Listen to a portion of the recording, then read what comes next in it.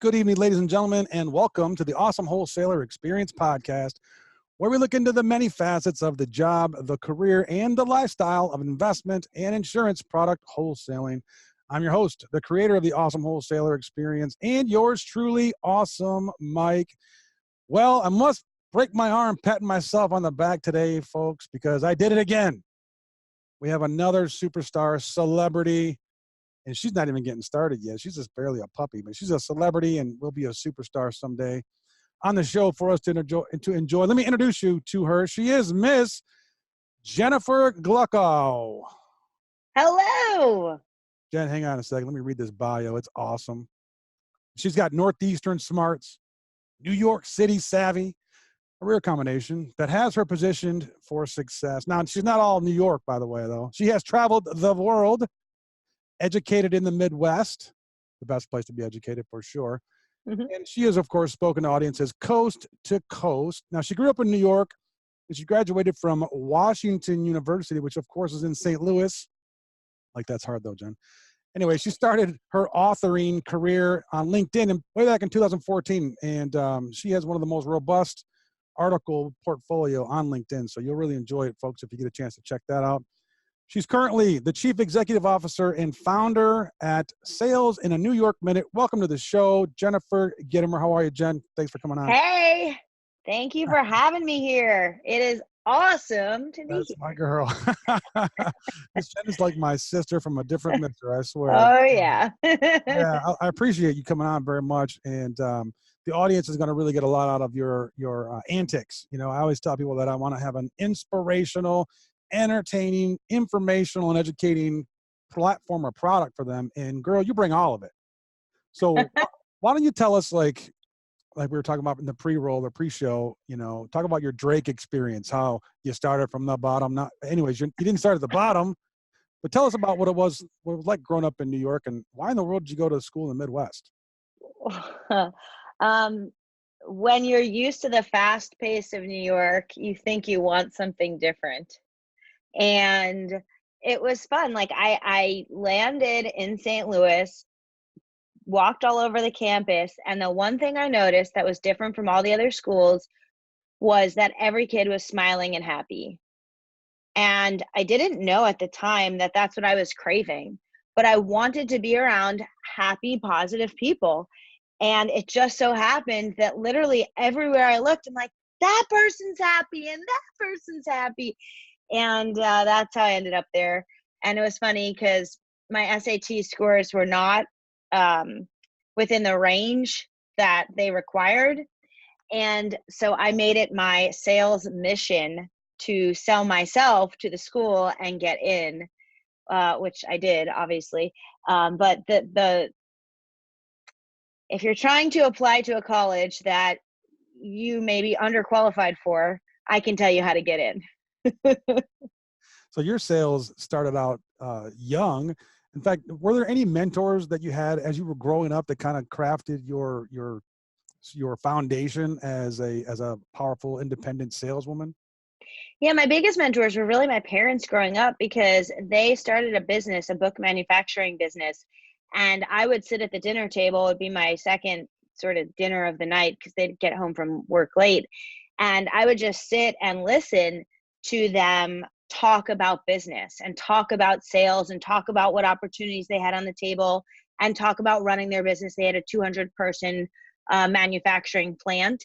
And so there was always, with 200 people, there's always going to be a little drama here or there with your people. And so I would hear all the drama and I would hear how they were solving it. And I just was like a sponge, absorbing all of it. And then when I got my first sales job in high school, I started working for a community, like a local boutique, a retail store.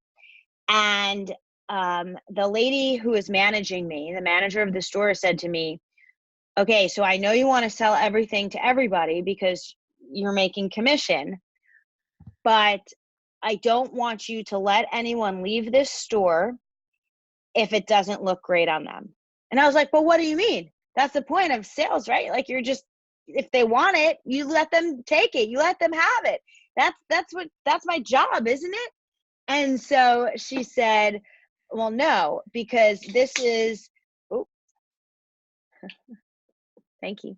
She said, no, because this is a community store. And what's going to happen is if you let them go home with something that doesn't look great on them, they're going to show it to their friends or their spouse or whoever. And those people are going to say, where'd you get that? That looks awful. Return it and never go back there. And so she taught me about the importance of building trust and the importance of actually becoming, whether you're selling retail or you're selling wholesale like you guys do, you know, whatever it may be, the importance of selling and of becoming someone's trusted advisor. Wow, that's incredible. That makes a lot of sense now too. I often say that they have to have the 3 7s. So there's like a casino, like a slot machine. Yeah. If they like you, like on a scale of 1 to 10, you're a 7. They don't have to love you, but they got to at least like you. And then and if they like your company, they're not going to buy from the the swastika or the Confederate flag. It's not going to work, right.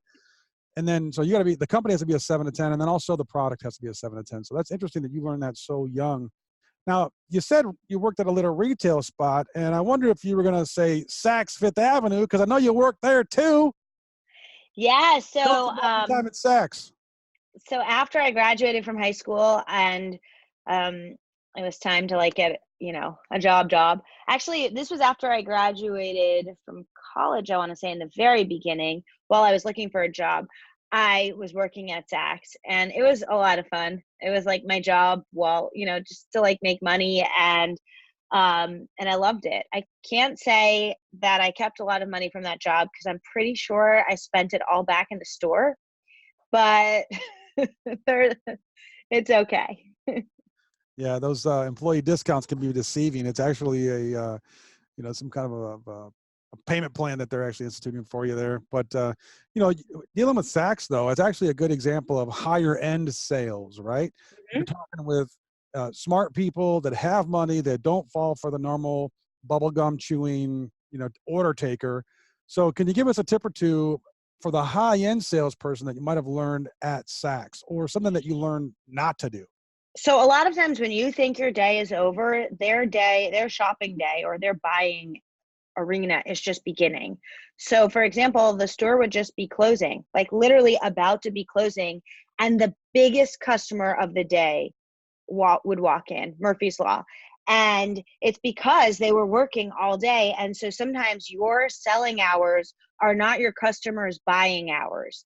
And you really need to be considerate of that, because where I would win is it would be 7 o'clock or 8 o'clock and the store's closing and all my colleagues are leaving. And I'm just waiting because I know it happened at least once a week. And, I'd be hanging out, waiting, not closing my register.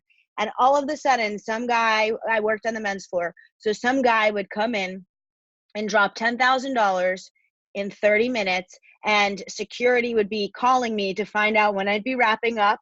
And I would tell them, look, I'm making a sale. Like, sorry, sorry, not sorry, I guess. And it would happen all the time. And so that was one thing that I really learned, was like, just because you think your day is over, that doesn't mean your customer's day is over. Oftentimes it's their sale, they're ready to buy. It's just beginning. And another thing is, it's all about perceived value. So just because I wouldn't spend $500 on a pair of shoes doesn't mean that someone else may not come into the store and see a pair of $500 sneakers or flip-flops or whatever and be like, wow, that's amazing. These are the best things on the planet. And so it's really about what the customer thinks is valuable, not what you think is valuable. You just reminded me of another thing. I know you have some experience, I believe, representing a product line that has, I think it's $2,000, $1,000, a pair of $1,000 slides, Gucci. Yeah, I worked for Gucci at Saks. So Gotcha. I worked for Saks, and then what happened was each department has their own, I don't even know what they call it, but Gucci asked Saks if they could like make me their little manager. And so, I'm young and I'm like, what? Okay, so what does this mean? And they're like, it means you get free Gucci clothes and some other things. And so I did it. It was cool. They made you their wholesaler. Mm-hmm. That's actually what it was. And when I say the word wholesaler, Jen, many years ago, it was a cold and stormy night in February in Cleveland. It was cold and snowy and it was miserable. And there's a long story behind it for another time. But I went from viewing myself as a product whore, basically, I'll sell it to you, whatever, right? Mm-hmm. To realizing that what we do as wholesaler, we are really spokesmen and women spokesmen for these companies. Mm-hmm. That Absolutely. that frame changed my mind. So you were the spokeswoman or spokeschild or spokesperson Mm-hmm. for Gucci. Now, what is up with Gucci? I got to ask you. I went on a trip with my kid, right? New York City Yeah. trip, and we're going around, and literally we go to the Gucci store on Fifth, and there's $1,000 pair of slides. Slides are the way they call them flip flops now. Those are called Yeah. slides, by the way, right? So the kids are all going bananas. Now they're 14, right? Understandable. But I don't understand why. I mean, maybe some celebrity wears them, what have you.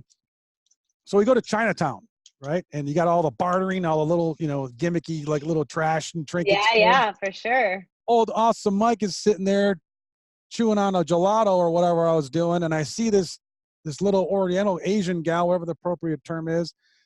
And guess what she's selling? Yes, Gucci hats.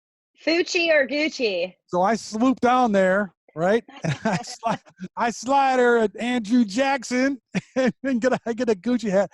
I come back to the little bistro where the kids were eating their ice cream and gelato, and I slap the hat on my daughter's head. Boom. Instant celebrity status my daughter had. Yeah. What is up with Yeah. Gucci? What's up with that name brand? And it's They're just, applicable in all sales, isn't it? yeah. I mean, people, that's what I'm talking about with perceived value. Like, if that hat didn't have the G's on it and it was just the same exact hat without that, there's a different level of perceived value in the eye of the buyer. And so, what is it that you're selling and what's the perceived value of it? There's one more lesson that I was thinking about when you asked, like, what, you know, went on at Saks. And this really applies to anything you're selling. So if you're selling insurance or you're selling cars or whatever it may be, you're not selling what it is, you're selling what it does.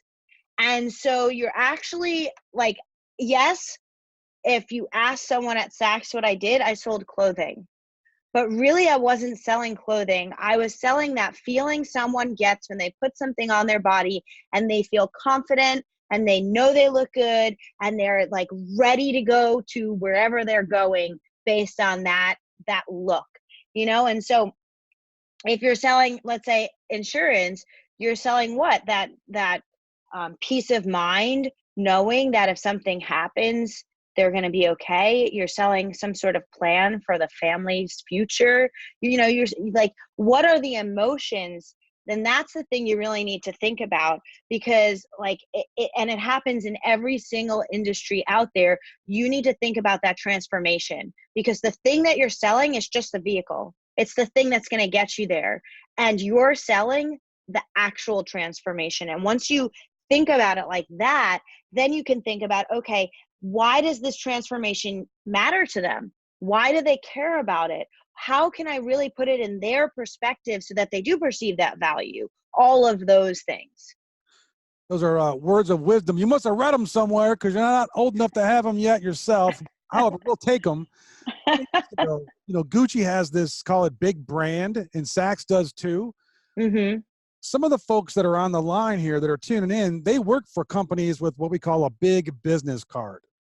And literally, if Alfalfa from this company calls, Alfalfa's getting a meeting.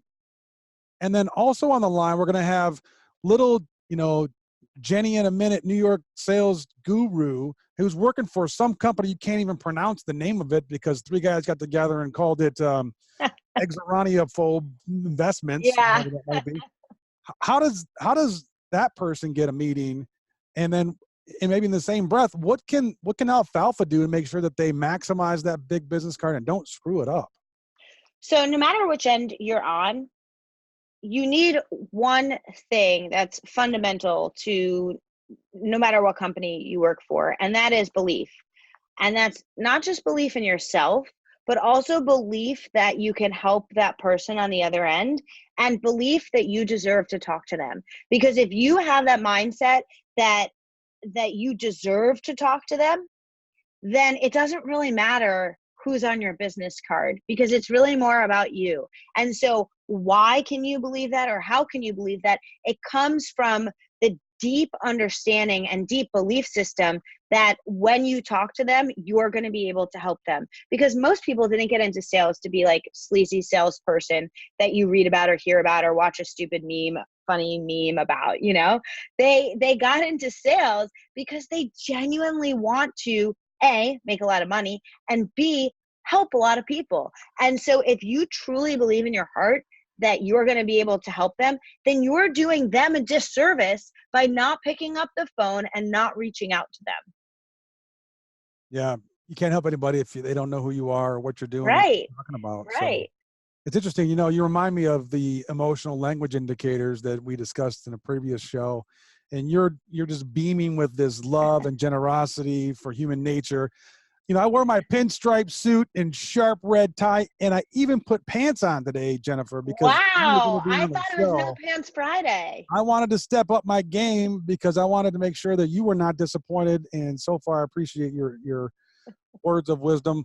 You said something recently that really kind of, rang a bell with me, or it's kind of like the road runner gets hit by that lightning and he kind of stops and he's like, "Ding," right? Yeah. And this is what you said. You said that productivity does not equal profitability. Let me Mm-hmm. say it again for our listeners. Productivity does not equal profitability. Can you tell us what you meant by that and how we can benefit from that newfound wisdom? Sure. So sometimes we get caught up in doing the things that are fun to do, are easy to do, we think we need to do. Um, Sometimes it's even fun to just be able to check a bunch of things off of our list, like, got it done. Okay, move the boxes from here to there. Got that done too. And in reality, you know, 20% of your activity is going to make the difference between your sales. And so, where are you focusing your time? How much of that time are you spending selling? How much of that time are you spending in front of people who can say yes to you? And are you actually doing the things that are going to get your business and your sales career to the next level? Or are you just trying to be a busy bee? Because like working all the time doesn't mean you're the best worker. Do you want to win an award for the best worker, or do you want to win an award for the biggest bank account and biggest impact that you've been able to make in people's lives and their families' lives? Like I'd rather go for the impact and financial award, and so does that, like, there are entrepreneurs that I'm friends with who literally work 2 or 3 days a week, because what they're doing during those 2 or 3 days a week is they're focusing their productivity on profitable outcomes, on creating profitability, on doing the things that it's going to take to make the sales that they need. All the other things that they can delegate, they're delegating. And so if you're a salesperson and you're thinking like, well, I don't have anyone to delegate this to, guess what? You can hire someone. Okay. I had a salesperson on my sales team who wanted a lead gen person and wanted someone to make her proposals. And my company was like, yeah, that's nice. We want that too, but like, it's not in the budget. She's like, don't worry, it's in my budget. And she created a budget out of her commissions, okay, to go and do that herself. And so she happened to hire someone who was locally based and phenomenal. But you don't have to go that route. You can go to onlinejobs.ph and you can get someone who's in the Philippines. And as long as you have really clear and direct guidelines, for like $10 a week, you can now have an assistant that can do so many amazing little things for you that you're wasting your time on. Like that dinner reservation you made, was that the best use of your time, or could you have just pinged someone to go make it? Like, and we don't, there's so many routine things. Like I don't go to the supermarket anymore and buy toilet paper. Okay. I know I'm going to need toilet paper every week, but I don't go buy it. It just shows up. Okay. Like, and that's a very simple example, but on Amazon delivery or whatever, there's a subscription service that Amazon has. And if you enroll a certain number of products or more, you save more. And so I guarantee in every person's home, you not only need toilet paper, but there's 5 or 10 other things that you buy on a routine basis. Well, why do you waste your time doing that? Just have it show up at the doorstep. Okay. So all of our paper towels, that just shows up too. I don't have to think about it because I've got it at the right cadence that I know when it's going to run out, it just shows up again. And so I don't waste time anymore doing things that really don't serve my business, my career, or the life I want. And neither should your listener. Yeah. What do you say to the folks though that, and I've experienced this, I've watched them, they get their own self-esteem, their own sense of value from the sweat on their brow from doing things. And that there's some kind of a endorphin release or something that they get from checking off 10 boxes, even if it is not profitable. How can you help those folks, Jen, to kind of get over that and to be able to focus on the things that may not be as challenging, frankly? Some people can actually sell very well, but they just don't get to the sale. They're too busy doing the other stuff, like you mentioned. How do you get across that line? Well, you have to wake up and determine if you want to be in the checking off boxes business or if you want to be in the life creation business and the impact business. And if you want to impact other people's lives, then you probably need to go and sell whatever it is you're selling to them so that you can go help them. And so if you like checking off boxes that much, then create a whole lot of boxes for all the sales you need to make. And every time you make a sale, go check off that box. Okay, or create a whole lot of boxes for all the steps in the sale that you need to make. So I need to make calls today, I need to follow up with these 5 people today, I need to send this packet of information to these people today. Whatever those things are, make sure the activities you're creating boxes for are profitable producing activities and not like just get like random shit done because it feels good to get it done activities. Yeah, it's a challenge. In fact, I know you have your 2020 sales vision. We'll kind of go there a little early. 2020 sales vision is a platform where someone can kind of, keep their vision clear. Can you tell us a bit about your 2020 sales vision platform? Yeah, so it's a community for salespeople and entrepreneurs where you can join our community, and basically for $20 a month, you get access to me and Jeffrey Gittimer, and we answer your sales questions. So on Sunday nights, we go on Facebook Live in our private community, and people will pop on and ask us whatever's going on in their mind. And it could be something with mindset, it could be something with attitude, and it could be something with like sheer strategy. How do I do this? What does this email look like? I'm afraid to ask my boss this question because I don't want him to think I'm dumb. So what do you, all right, this is something he thinks I should know, like those kinds of things. And basically we answer your questions and we'll stay on that live for, an hour or more. If there's enough engagement and questions. And then we give, I shouldn't tell you this, but we give a lot of surprise bonus content that would cost hundreds of dollars just to our members because we want to love on them and really make them feel valued.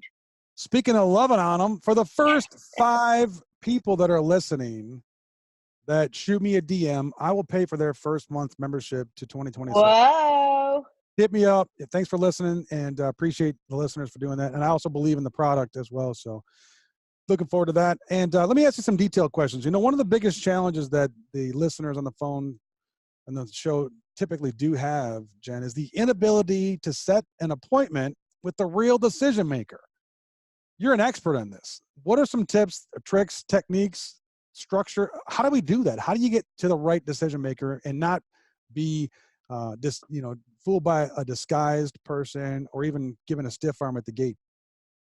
So I'm going to give you another perspective. Instead of calling and trying to get through a gatekeeper and that kind of thing, why don't you just create value attraction online where the decision maker is coming to you, where they're actually contacting you and saying, hey, I read this bit of information you put out there that was so helpful, and I wanted to connect with you about it. Now, wouldn't that be cool if that happened. And so all you have to do is figure out, what are the top 10 things your customers are asking? What are they wondering? What are they needing? What kind of help are they wanting? And start putting out information about that. Go live on Facebook, go live on Instagram. You can go live on LinkedIn now and start putting out that information, and those people will begin to find you. It's value-based information, not sales-based information, not buy my product, more so like here's a strategy, or here's some tips. Or you can even start a podcast. What if you started a podcast like Awesome Mike and you interviewed them for your show because you were featuring top people in their industry and they were one of those people? Wouldn't it be so much more, wouldn't you be so much more open to connecting with someone because they're giving you value and want to feature you than, hey, let me show you my sales deck? Yep. Lead with value across the board. Now, a lot of the audience is thinking, well, we can't do that. I can't go on Facebook Live or LinkedIn Live or anybody's live because of compliance, the compliance department that's there. And those folks that are there. Hey, there's the big guy. How are you, sir? I love the shirt, by the way. He loves your shirt. Hey, It's the shirt that says "Fuck Colin Kaepernick." Oh God. hey, and thanks for your service, by the way. I know you were back around there when you guys wore those Thanks for funny your wigs service. and swam across the Potomac. He knows you swam across the Potomac. Thank you so much. You get $1. Not a boy. Anyways, folks, that was the one, the only, the king of sales, Mr. Jeffrey Gittimer, making a cameo. Oh yeah. But Jen, you know, I was talking about the compliance department, the big boogeyman that's out there. And I have to tell the audience that I've actually talked with FINRA, with the regulatory body, and you can post on social media. You have to do it the right way. You can't talk about a product specifically without knowing your audience. You have to have a way to catalog it. An upcoming guest that I'm going to have on the show is actually a FINRA regulator. Ooh. Yeah, so tune in or stay tuned for that one.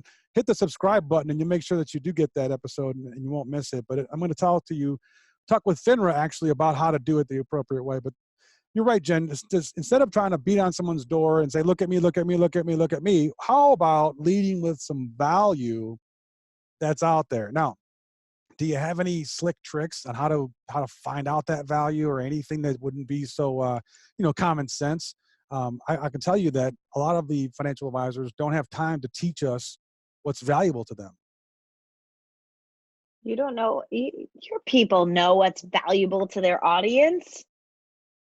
It's interesting though, because a lot of, like, you imagine you're a financial advisor and you have 100 shiny headed, suit wearing, fast talking people knocking on their door going, mine's better, mine's better, mine's better, mine's better. What does that person need? Or what are some maybe inside info type of tricks that you've seen that are successful? They want to know how to win more, produce more, profit more, and you need to give them help in doing that. It's really that simple. They may want to know how to save more, but really they want to know how to create more leads, win more, produce more, profit more. And if you can help them with that, you win. You know, we talked earlier about the difference between sales tips and life tips. Yeah. Is there a line, I mean, and maybe it's individual, but is there a line that we need to kind of toe to keep, business, and to keep lifestyle, or is it all one big bubble? I think it depends on what you do and who you sell. In some instances, there is a line, but where that line is different for different people. So for example, for me, like, I have recently found out people want to know like what I ate for dinner, which is so funny to me. Okay. Because I've always made the joke, like, no one wants to know what you ate for dinner, but like, actually they sort of do. But the bottom line, and this is the commonality in everything, is that people want to be able to know, like, and trust you. And so the more human you become to other people, and not just some selling robot, but the more of emotional engagement you can create with someone where they feel like they get to know you, the more they're going to want to buy your stuff, the more they're going to want to buy from you. And so with, for example, with our podcast, we talk about what's going on in our lives every single week. And it's, I've met people all over the country who are like, oh my God, I feel like I know you. I listen to your show all the time. And how was that trip you just took? And I'm like, oh yeah, we did talk about that. Like, how did they know we went to, oh, right. And so I think like there's this human element where we all want to feel connected. And so if you're so stiff that you don't want to open up to the world, people won't feel like they're able to connect with you. And that's important. Yeah, and I do agree that everything is unique, because there are some financial advisors that are not going to resonate with that, and maybe that if that's your style, you'll resonate with them. And there's others, though, the great majority, though, I believe that you're saying they do want a connection, they do want to be a social person, a relational person, and that strategy wins with them. Let's talk a bit about your book, this cool book that Jen wrote. Look at this. Oh yeah. Sales in a New York Minute. We're like twinning right now. I'll buy the first 5 for listeners that want a copy of the book. Hit me up. Oh, as long as you promise to sign for them. I'll sign them. I'll sign away. All right, listeners, that's 2 value opportunities that I've given to you today on my dime. This book, though, it's kind of cool. Everybody knows that the area code in New York is 212 or 212, right? Guess how many pages this book has? Yep, 212 pages of awesome value from Jennifer. And of course, we all know that water boils at 212 as well, right? Yep. It's the boiling point of sales.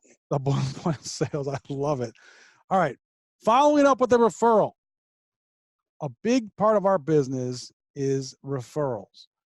How can a wholesaler, financial advisor, really do some good work with referrals and not just the normal tongue-in-cheek stuff? What's your opinion on referrals? So it's interesting because I've seen, I've done a lot of networking, and I've seen a lot of people make connections for other people, and most of the time they follow up, but a lot of the times they don't. And it ruins that referral connection.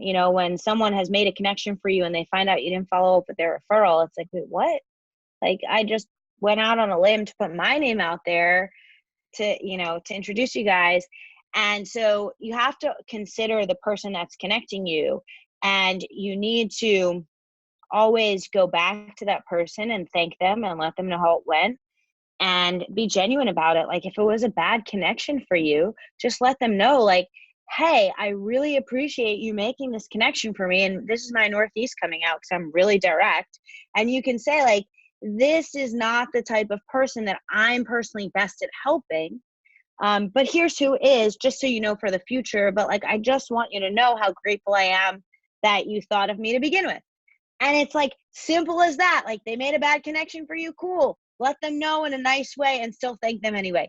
They make a great connection for you. Cool. Thank them. And then when you get to meet with that referral, it's like, oh my God, we have something in common right off the bat, because you know Awesome Mike and I know Awesome Mike. And now it's like we're connected in this awesomeness because we both know Awesome Mike. Okay.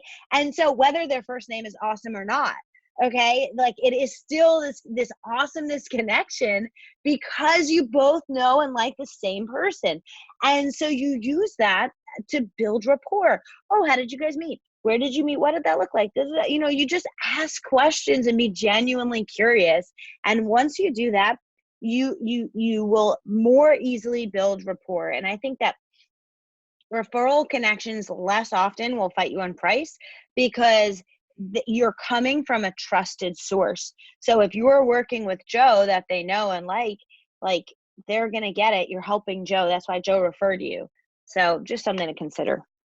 Do you believe in asking for referrals, or just earning them and hoping they come to you, or catching them? So I believe in both.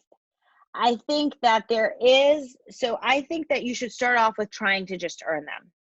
But then there are other people that you may become really close with that may not be natural referral givers.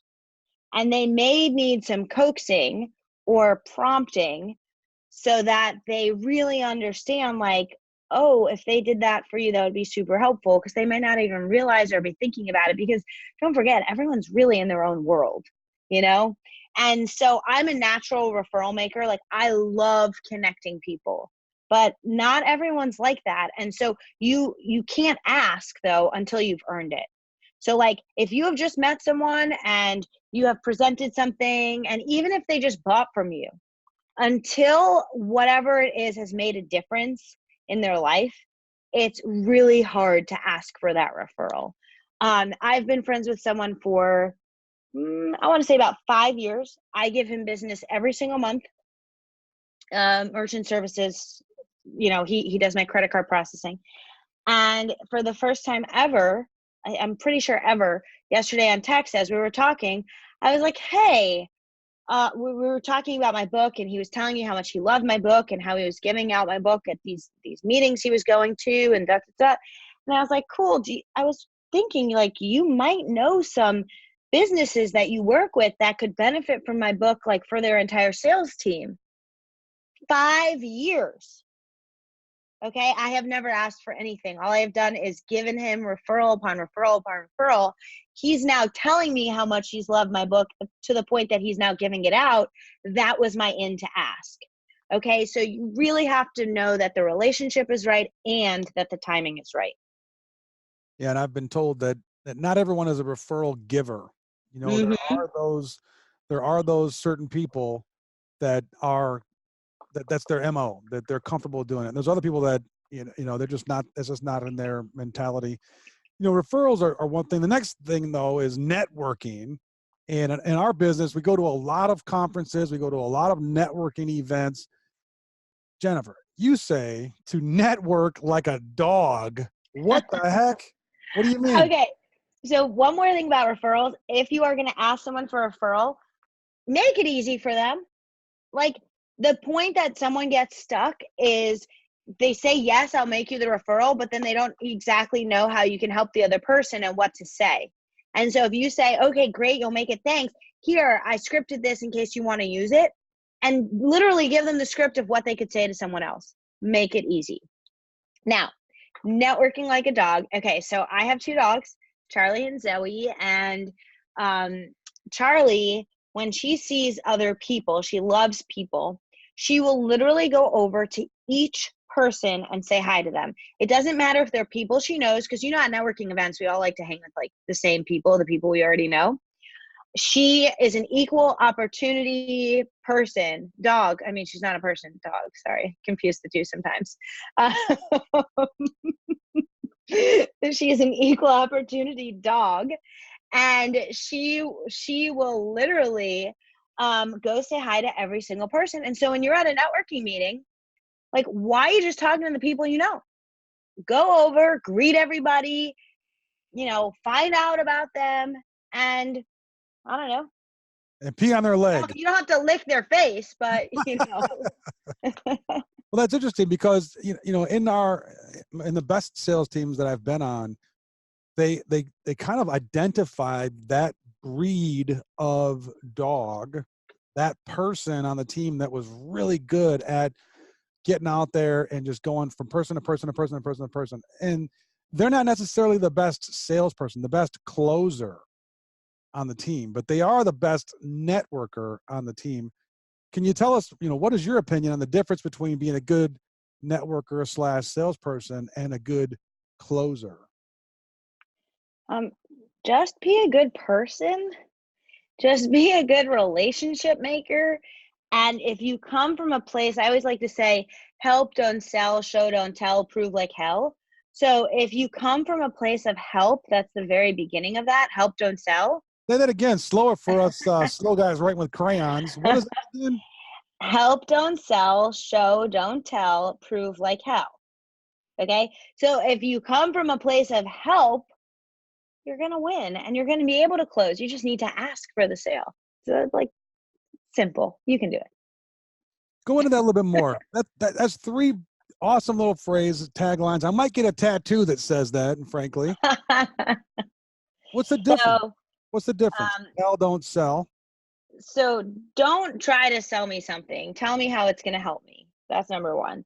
And you should be coming from a place of service. And like we talked about it earlier, like the reason why sales gets a bad name is because people are just trying to sell things rather than help. And so you don't want to be that person. You didn't get into this to be that person.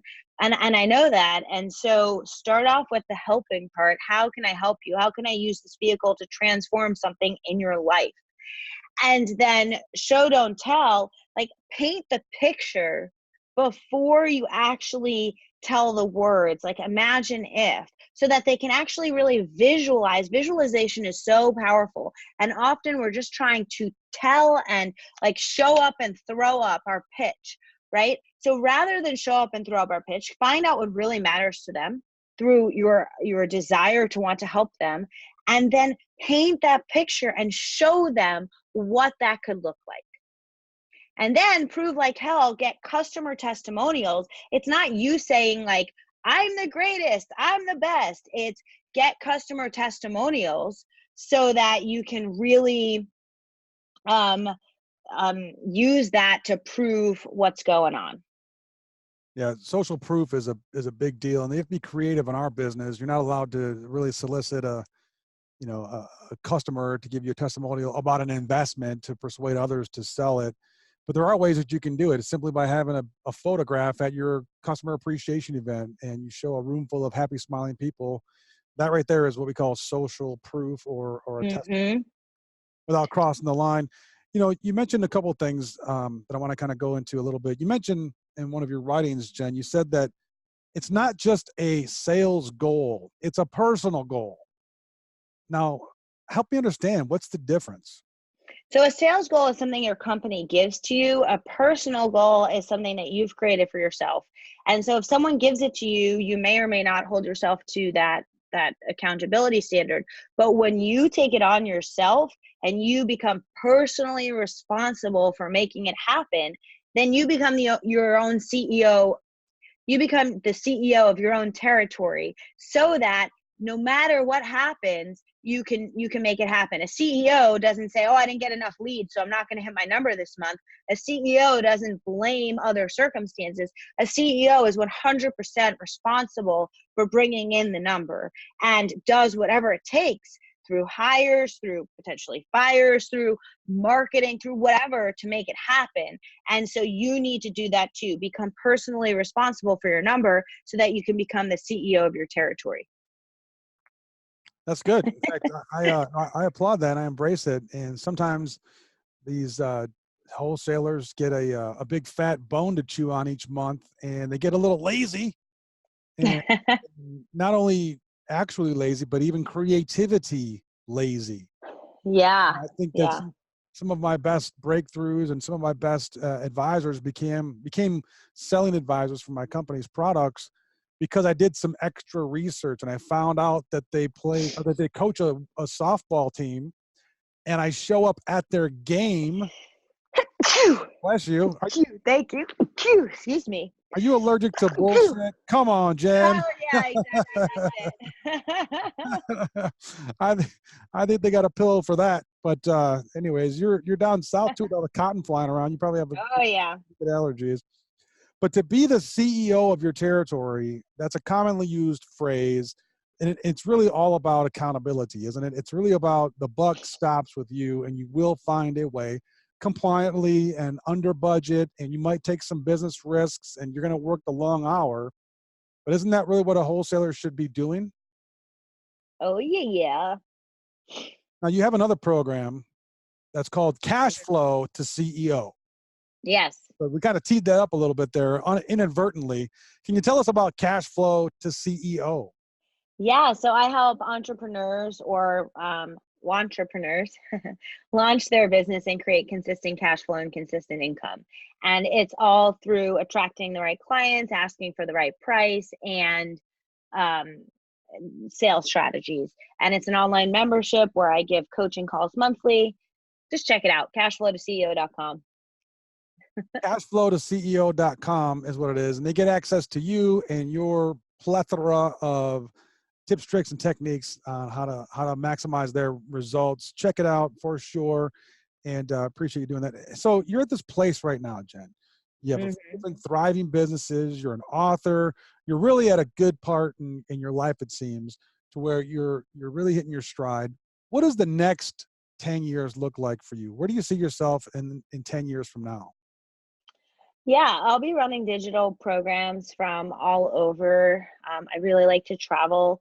I see myself having a place in Paris because I'm a Francophile and love all things French and have French family. But I'll just be probably writing a few more books and running my digital business so that I can be online and really be anywhere to do my work. Yeah, we can tell that you're a fan of the Franks because of your accoutrements behind you. Everything French for children, Paris, and all this Yeah, stuff. Beautiful, beautiful stuff. Love it. Love it so much. So much thank fun. you. All right, so let's shift gears a little bit and bring this thing home. I'd like to ask you my 2 signature questions. All right, let's do it. Dun, dun, dun, right? There is no wrong answer, but some answers are better than others, frankly. So you're going to be going up against the other 50 plus guests that we've had on the show. Here's number 1. Question number 1.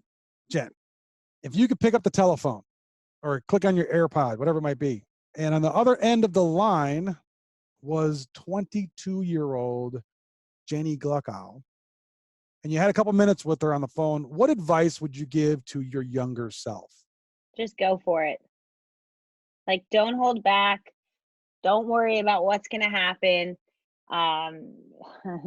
Just do it. Like, literally just go for it. Put yourself out there, do everything you need to do. Not the things that just check off the box, but the things that are going to create the biggest impact, and go for it. So just do it. Be like Nike, right? Oh, yeah. Just well, Nike's controversial today, but yes. no doubt. I'm going to get banned from YouTube for saying that now. Maybe I'll get 1 million views. Who knows? Great answer. Just go for it. Just do it. Don't be scared, as they say in the South, where you're at currently, kind of South. Question number 2, Jen. If I could give you any legitimate superpower, which one would you choose, and what would you do with it? All right. Oh, it's not like from a list of superpowers. Wide open, your imagination. What would you want to have the ability to claim as your superpower? This is a tough question. What are the options? What, like see through walls, or like hear things that no one else hears? That could be one too. What would you do if you could have a superpower? Your ability to do something that's not humanly possible. Oh, it can't be humanly possible, because people talk about these, like, what's your superpower? Like your actual superpower. Yeah, but not what is your superpower. We know who you are. We know that you're Jenny on the spot. Okay. Know, go ahead. I would give myself a flying superpower, because I think that would be really fun to, like, sort of be like Superwoman and fly above everything and fly wherever I wanted. I think it would be faster. And we can't do that yet. What would you do with that? If I could say poof pow, you can fly now. I'd like fly to Paris, and have a croissant and a coffee and a baguette for lunch with some cheese and ham, and then fly back. Very cool. Very cool. They have these little things. They're called jets. So, yeah. But that is not a superpower. Some people would say it is, actually, but yeah, no, I hear you saying. That's actually a common answer, the ability to fly. I think the number 1 answer that I've had so far, at least lately, has been the ability to read people's minds. Oh, that's a cool one. Yeah. But I don't know. I think I'm pretty good at that, though. I think I'm really good at, like, picking up what's going on in the universe, and this is a little woo, but, like, the energy that's coming off of someone and their vibe, and not so much what they're thinking, but what their reaction to something may be. That's awesome. I think that females have a distinct advantage in that department anyways. So congratulations on your well, thank you. ability to do that as well. Hey, so how can people tune into you? We mentioned a couple of things. The audience is going to love you for this, but there's much more behind the scenes that I wasn't able to get into today. Just DM me on Instagram and connect with me on Instagram. I'm Jen in Any Minute. It looks like it's Jen in a New York Minute, but it looks like Jen in Any Minute. And I'm really active there. That's probably my most active platform. So just DM me there. JENINE J-E-N-A-N-Y minute. Jen in, Mhm.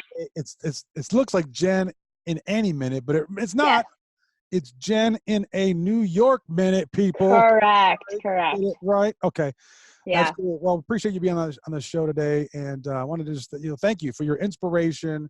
You're a trendsetter, a market leader. You're bridging the gap between old school and new school selling. And Oh, cool. appreciate you for that very much. Thank you for providing Well, a lot of thank value. you. It's been a pleasure being on your show. It's been awesome. Oh, gosh. She is always angling, always angling.